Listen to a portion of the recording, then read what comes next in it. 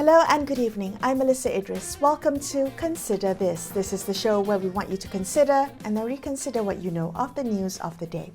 7 years ago today, more than 700,000 Rohingya fled targeted persecution in Myanmar, marking the beginning of one of the world's most protracted refugee crises. Now today, the situation remains critical as violence intensifies in Rakhine and other states, with millions struggling to meet even their most basic needs. Now with the humanitarian situation in Myanmar rapidly deteriorating, we ask, what will it take for the international community to act? Joining me on the show today is Shinjiro Murata, who is the General Director of Médecins Sans Frontières Japan. Since joining MSF in 2005, he has been working in various field projects, including those in Syria, South Sudan, and Yemen as the head of mission. Shinjiro, thank you so much for being on the show with me. I appreciate your time. You've recently returned from Myanmar, I understand, after visiting the MSF projects there. Can you share with us your observations on the ground? Yes. Myanmar today is facing an acute humanitarian crisis since fighting escalated, especially at the end of October 2023. But lack of humanitarian access is becoming normalized in the entire country, Myanmar. But among them, especially in Rakhine state, MSF, we are witnessing a near total absence of humanitarian assistance for local communities who rely on it, including Rohingya people. Right. And talk to me a little bit about the healthcare landscape in Rakhine, Kachin, the Shan states. I'm just curious to know, is healthcare generally still accessible? It depends on the areas where we talk about. In general, in the areas controlled by ethnic armed groups, in the areas where people are facing a serious lack of access to medical health care because of one, the extreme escalation of conflict, two, indiscriminate violence, three, severe restrictions on humanitarian access. Right. So how does that impact MSF's ability to provide healthcare? I mean, what in terms of medical care, what is currently still available? What is being done? What kind of care is being provided still? We are facing a lot of challenges, as many other humanitarian organizations in Myanmar. For instance, in Rakhine State, we used to provide our mobile clinic services in 25 different locations in central and northern Rakhine State. But since last November, our access has been restricted by the local authorities, and we haven't been able to resume our mobile clinic services in most of these 25 areas. These are the areas we decided to provide mobile clinic because these are the remote areas, and people, especially for Rohingya people who have been restricted their movement because of their lack of citizenship. They didn't have the access to healthcare in general since long time ago. That's why we decided to provide a mobile clinic in 25 locations. But because of these restrictions and escalating conflict, we haven't been able to do it. Recently, we managed to resume our activities only in one of 25 areas. And in that one area, we saw hundreds of patients waiting for us. Wow. I also understand that there was a MSF office and medical clinic and pharmacy that was targeted and burnt down a few months ago. Can you tell us about that, and how has MSF responded? Have they been able to rebuild? It was the middle of April. And in the middle of April, yes, our office and the pharmacy in Rakhine state was destroyed in fire. Fortunately, no staff were injured, but all medical stock and office equipment were destroyed. It includes life-saving drugs such as antibiotics and instrumental in the treatment of diseases like pneumonia, which are mainly affecting children under 5 years old. So since then, we are trying to restock our supplies, but that's also it's getting almost impossible because of the restrictions.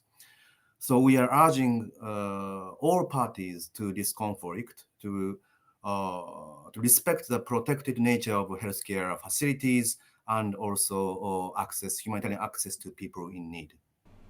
Can you tell us, Shinjiro, what are the most pressing health concerns right now, particularly by the groups that are particularly vulnerable, women, children, maternal health? Can you describe it for us? In general, we are worried about several different patients, group of patients, but for instance, for patients with chronic health problems who require sustainable access to treatment, like patients with diabetes and heart diseases, HIV, TB, and also because of this conflict, we are reported there are lots of people with emergency needs because of wounded, because of gunshot, mortar sharing, etc. And also, yes, of course, women, especially with complicated pregnancies. If they don't have access to healthcare for a long period, we are worried that the unnecessary and also avoidable deaths, a number of deaths would happen. Given the MSF's long-standing presence in Myanmar, I'm just wondering how you have seen this situation evolve since the Rohingya refugee crisis began. I mean, do you see in the past 7 years that we've been covering this and that we've been talking about this and that you've been, the MSF has been working to provide care, has there been any signs of hope for maybe improvements to this humanitarian crisis? Well, unfortunately, as of today, we cannot say that we have hope in terms of the improvement of our access to people in need and also access to medical care for people in need, especially because of the escalating violence, conflict, and also lack of travel authorizations by the local authorities. So all these are getting more clear and clear to hinder medical and humanitarian activities, especially since the end of last October, when a couple of ethnic armed groups coordinated their attack against the de facto authorities. Right. So, is there any role that the international community can play, international organizations, governments even can play in pressuring Myanmar's authorities to allow for humanitarian access, particularly for life-saving medical aid? I'm just wondering because Malaysia is preparing to become the chair of ASEAN next year, and ASEAN countries like Thailand and Indonesia and Malaysia, what role can we play in increasing diplomatic pressure to help facilitate some access for humanitarian groups like MSF? From humanitarian point of view, we strongly hope that these governments, especially ASEAN countries, can show their further diplomatic efforts, continuous further diplomatic efforts on this humanitarian crisis in Myanmar. All parties are needed to respect the international humanitarian law, which should be able to protect civilians and also medical facilities. But that's not happening. That's why, especially for Malaysia, assuming the ASEAN chair next year, the country can do more and more towards a more unified and assertive ASEAN as a position to address regional tensions and including a more proactive approach on Myanmar to engage several different actors. Right. Is there anything you'd like to add about to help us understand the situation for what's happening in Myanmar? Because I was particularly interested by the opinion piece that you wrote, Shinjiro, after you returned from your visit, and in which you said, if I may quote you, you said the humanitarian situation in Myanmar is rapidly deteriorating, and yet the international community is crippled by inaction, their attention elsewhere. And that really struck me, and I was just wondering, do you have a message for us of anything else you'd like to add about how not just governments, but also individuals and communities can help and maybe support some of the good work that MSF is doing in Myanmar? Well, to us, this is one of the worst humanitarian crises in the world. But unfortunately, whenever we hear the news, international news, what we hear is about only Gaza and Ukraine. But this humanitarian crisis is happening just next to us in our region. So we really hope that people at all levels and in all groups can pay more attention to what's happening in the people in Myanmar, Rohingya people, and access to medical care. That can help humanitarian organizations to engage the different actors. Without public opinion, it's not easy for us to have influence. Therefore, I hope that we can continuously raising awareness, but the support from all different people and groups are needed. Shinjiro, you've worked in Syria, in South Sudan, and Yemen. What makes you say that this Rohingya refugee crisis is one of the worst humanitarian crises that you've seen?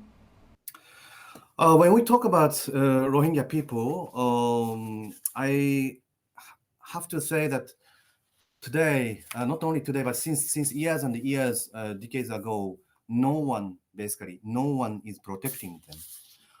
For instance, today it is reported that Rohingya people are forced to pick sides in the conflict, either through implementation of the conscription law introduced in February, or through forced recruitments ongoing by other armed groups in Rakhine state. While all communities are impacted in this conflict in Myanmar, for Rohingya people in particular, the lack of legal status and severe restrictions imposed on all aspects of their lives, including on their freedom of movement, keeps them trapped in Rakhine state. This is we need to really take into account when we talk about Myanmar.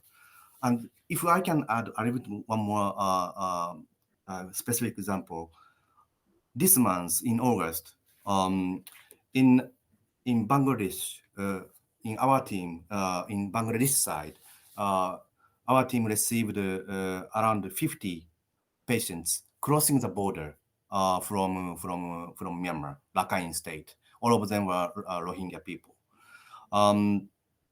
In 10 days, we received around 50 people crossing the border, and they had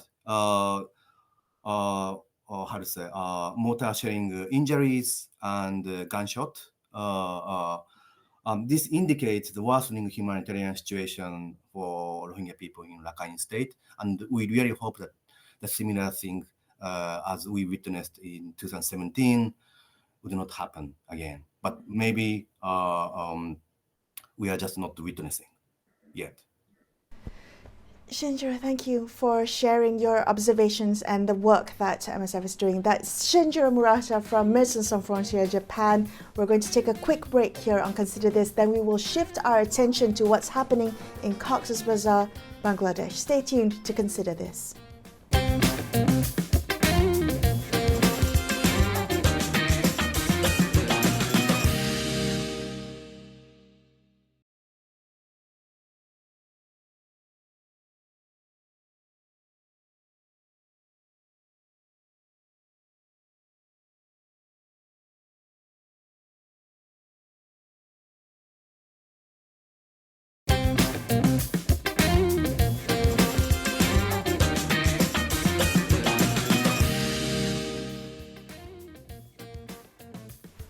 Hi, welcome back to Consider This. I'm Melisa Idris as we continue our conversation about the worsening humanitarian situation in Myanmar. We now turn to Cox's Bazar in Bangladesh, where the fallout from that crisis continues.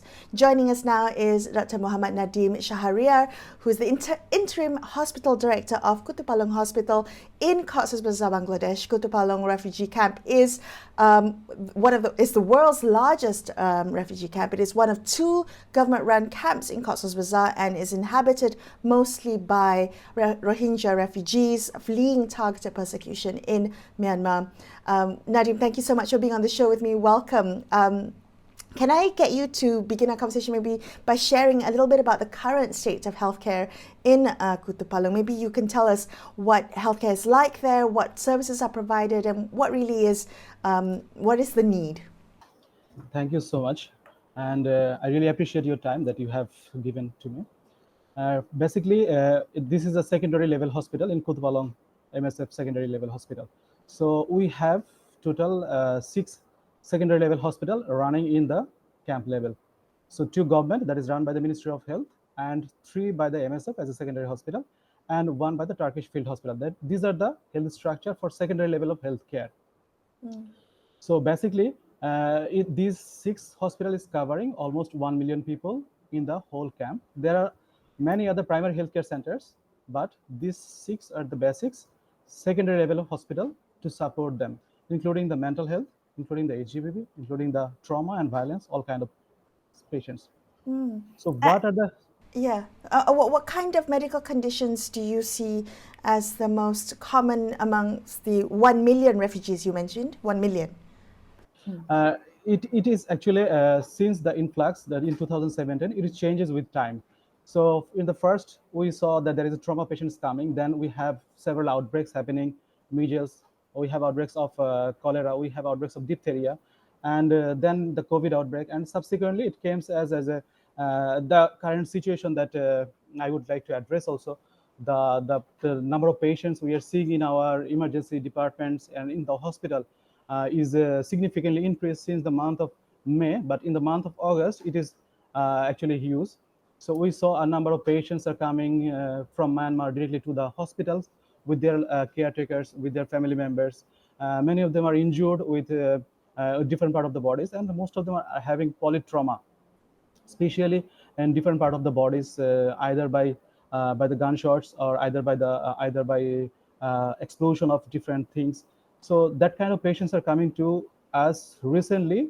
And besides this, as Kutupalong Hospital is established in 2009, so since then it is really covering the comprehensive health care and the holistic care actually, both inpatient, outpatient, and also the patients for mental health and maternity services. So these are services that we are running here, and we see a significant ups and downs in patient flow throughout the years.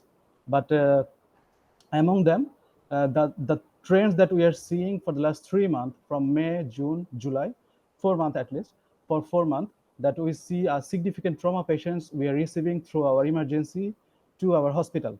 And we see the intensity of trauma is not the similar that we managed previously. So the patients that are coming to us having multiple injuries in their bodies, patients are coming with trauma to the chest and abdomen, having intra-abdominal, intrathoracic hemorrhage. And we found the patient, they are coming delayed in our facility. So the wound became soaked with water, the wound became contaminated, and that kind of patient are coming to our facility with shock. So it is a very challenging time for our doctors to manage those shock patients within a very short period of time. You probably know that in Kutupalong refugee camp area, there are no provision for blood transfusion except secondary level hospital. So the managing those patients with proper pain medications, resuscitation of the patient with fluid and hydrations, then transfusion of the patient, and then plan for the patient to the referral of tertiary level hospital is a real challenge. Why I say this? Because managing the donor from the refugee camp is a bit challenge because we don't have a blood storage system. So what we do physical donors. So we call the physical donors to come to our facility that we had an emergency in our hospital. Would you mind, or would you please help us with blood donation? We have a list, so we call them to collect. It takes time. It's not easy that they are coming with a phone call. No, it takes time because they are also living far from the camp in different areas. So that kind of situations our team are really handling currently, and there is a way to refer the patient to CMCH, that is Chittagong Medical College and Kokshadar Hospital. The Kokshadar Hospital is at least 1.5 hour distance from our facility, and Chittagong Medical College is almost 7 hour distance from our facility. So sending those patients in that critical condition, besides our existing patient load, is a real challenge for a team to manage. That you're operating under remarkably challenging constraints. How have you managed? How sustainable are the current operations? I didn't realize there were so many obstacles and barriers to providing emergency trauma care to those who need immediate life-saving treatment. Are you facing risks of being unsustainable, of not being able to sustain your healthcare operations in the long term? No, it's not like that because our team is very skilled, and we have skilled team members, including doctors, nurse, midwives, and medical assistants, and also our transfer system is very strong here. We always seek help from other MSF that is working nearby to us. So that is a blessings for us also, that we usually got help from them. So our team is very skilled in a sense that we recently managed 2 mass casualty in our hospitals. So they are already trained. We did 2 simulation for mass casualty. So we are really trained in that rigors, that how to handle the trauma situation. And to mention in that case that in 2017, when the first influx happened, we managed maximum of the trauma patient in our facility. And I am fortunate that I was a doctor on the time, and I was in the present in the shifts. So and I saw that how our team is managing those cases. So basically, that when a team is skilled and when you have a plan, so then you can process. And another issue is that as the patient came a bit late, so we got a bit time to prepare ourselves. So like the patients are coming after like 1 day or 2 days, and that gives us a bit time to cope with the situations. But the problem is that the patient that we are receiving came in a worse condition.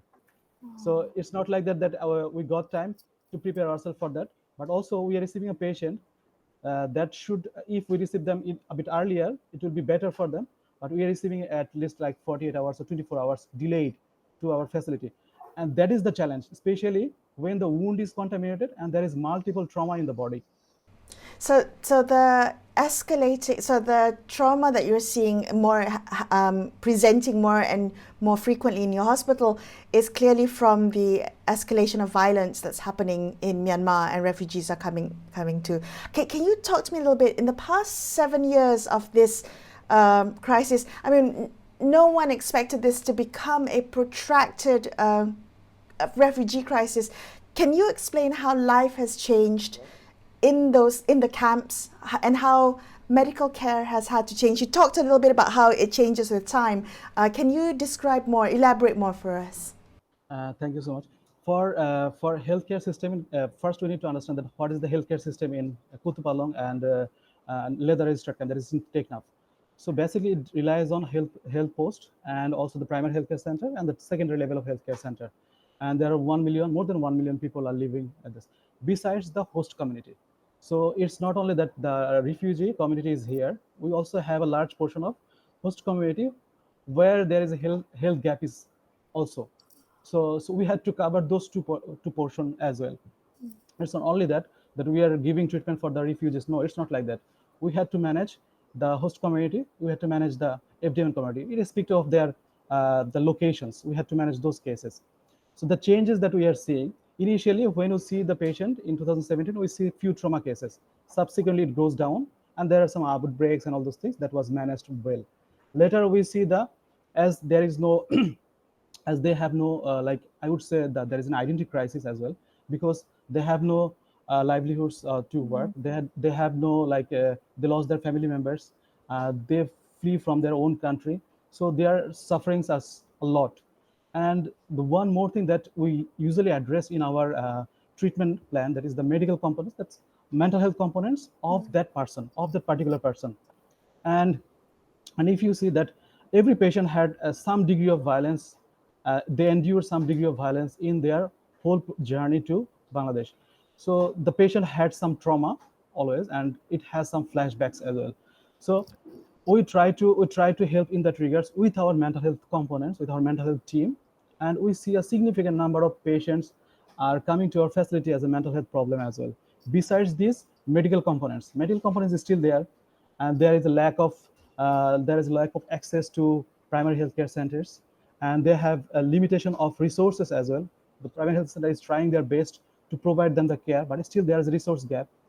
And also there is a huge gap for secondary healthcare centers. So basically you saw that only 6 facilities is covering at least more than 10 million people, 1 million people, and besides the host community.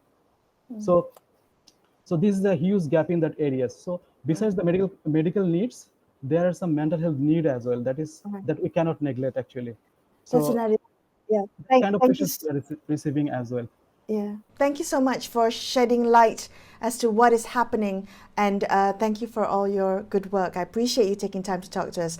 That was Dr Md Nadim Shahariyar from Kutupalong Hospital in Cox's Bazar, Bangladesh, wrapping up this episode of Consider This. I'm Melisa Idris signing off for the evening. Thank you so much for watching, and good night.